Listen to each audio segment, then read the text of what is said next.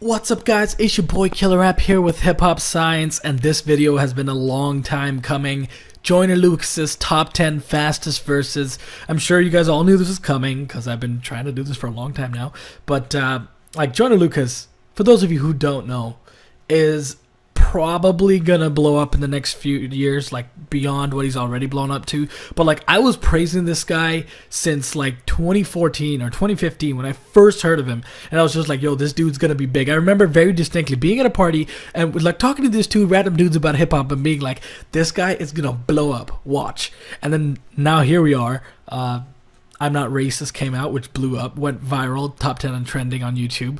They had like news articles about it. He had I'm Sorry, which was absolutely amazing.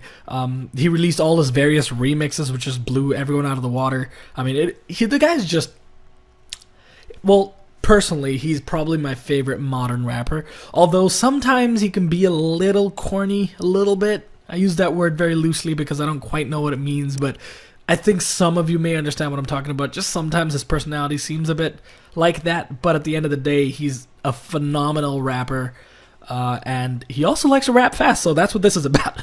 So if you want to know how I'm going to do this, make sure to check out that link that's going to pop up over there.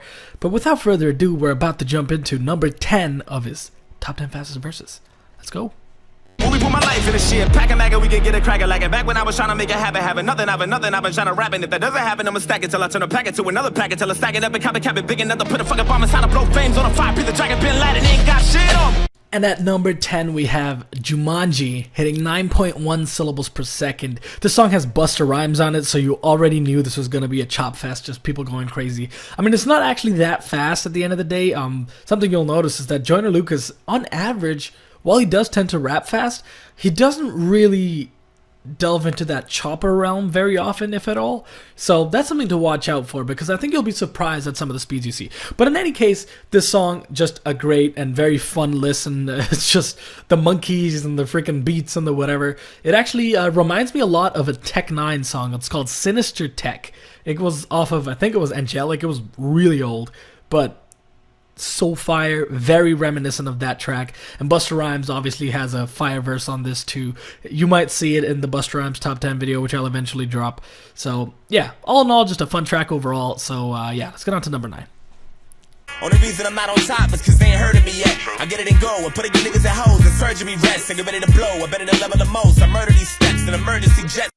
And at number 9, we have the Eminem version of his Gone in 60 Seconds. It's just a series of 1-minute tracks he did way back in the day, and it's just he raps over various popular beats. He raps over some Biggie beats, some Snoop Dogg beats, and in this case, an Eminem beat. And he kills it. Not much more to say about that. That triplet part hit 9.2 syllables per second, and that's that. Let's get on to number 8. Kill, nigga, put it in pop pop. Blow your brains under your crop top. Sick of niggas taking they hot shots. Full of jokes, niggas get knock knock. This is a chop chop. I know where they cooking the crock pot. Send me auto making them hot scotch. On my life I've been cop block. I'm tired of being stuck in a block block. Talking a block block. I'm running, jumping, ducking them cops. Hopping the puddle while you're jumping them 5 shots. And at number 8, we have his DNA remix, the Kendrick Lamar track, which he then remixed. Honestly, this was probably his worst remix, and I say that with a caveat. It's by no means a bad remix. It's just, it's hard to compete with the original, right? Kendrick Lamar just did such a phenomenal job of the track that you can't really rap over that. I mean, I respect that he was, willing to do it. That takes some serious bravado, and that's something you need to appreciate about Joyner, is that he knows he is so damn good, and he's willing to challenge anyone on it. Like, he wishes people would talk shit to him. He wishes people would challenge him at rapping. But obviously nobody's gonna do that. As Joe Budden so eloquently put it, nobody wants that smoke.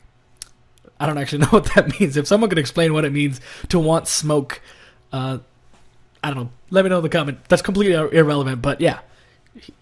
He does a great verse here. Actually, surprisingly, the first half is faster than the second half, despite the second half being the very more intense beat.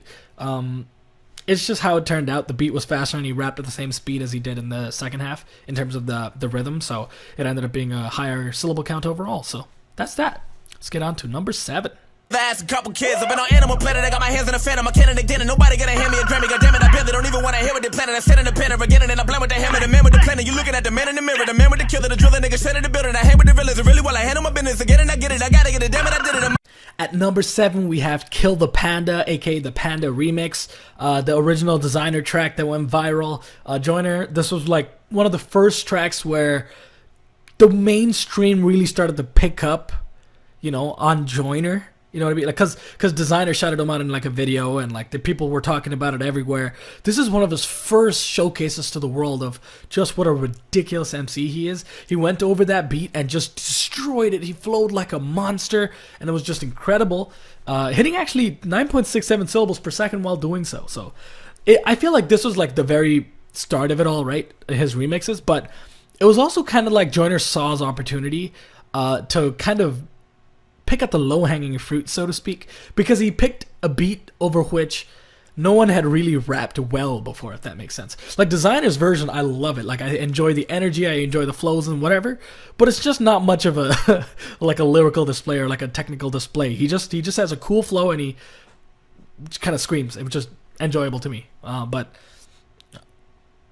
Joyner just took the opportunity to destroy a beat which was viral at the time, and that's, I think, where everyone started remembering him for good. I mean, he had Rosca Puccioni and stuff before that, but this is, I think, the breaking point when Joyner thrust himself upon the mainstream.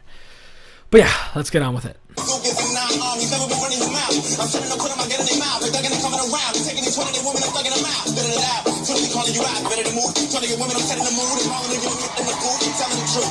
And at number 6, we have his verse on the BET Cypher, which is notoriously hard to find anywhere. I mean, there's that, like, a few grainy YouTube clips, but I don't think they ever actually saved this on a digital medium somewhere.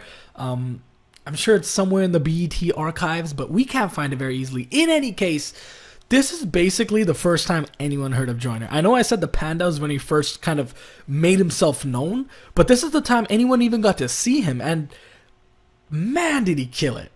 This, like, people were talking about this, right? This is the first time anyone was talking. Like, the masses and the mainstream audience may not have recognized Joyner's skill in this, but other rappers did, right? We heard Tech9 talk about it. We heard Joe Budden talk about it. We heard, even, I guess, did he talk about it, I think? Maybe I'm making that up. But let's not dwell on the details. But the point is, people were noticing.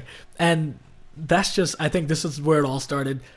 And it was a great verse, hitting almost 10 syllables per second, 9.9. It is what it is. Let's see if he hits it at number 5.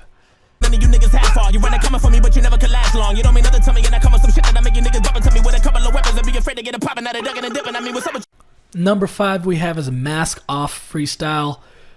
Again, another one of these where he went after some low-hanging fruit, in my opinion. An easy beat to kill the original, and he definitely did that. Future's version might be a better casual listen, but if you're looking to just have your mind blown, listen to this. I mean, lyrically, it's not, like, phenomenal or anything. He's saying stuff, but from a technical perspective in terms of, like, wordplay and flow and all that stuff, oh boy, it's crazy. It's pretty crazy. He even hits 10 syllables per second on it, so what can I say? Let's get on with number 4. Bitch, you ready or what? Bitch, I been ready to thump. Hit it or not. I bet you taking the fun. I bet you praying I fall that I never get up. Bitch, I would never give up. Killing them dead in the middle, my ghetto with up. Niggas, they never been wrong. I'ma continue to do it, they never been done. Holla! At number 4, we have Look What You Made Me Do featuring Stefflon Don. I actually kind of like Stefflon Don's verse better on this song just because, I don't know why. And it's not that Joyner's was bad. Obviously, he killed it. And he went an outrageous 10.1 syllables per second without even sounding like it was putting any effort into it. Like, this was so seamless. He was just like, he just, like, flowed with effortless. It was so effortless. But I kind of just like the sound of Stefflon Don's verse. Completely random tangent.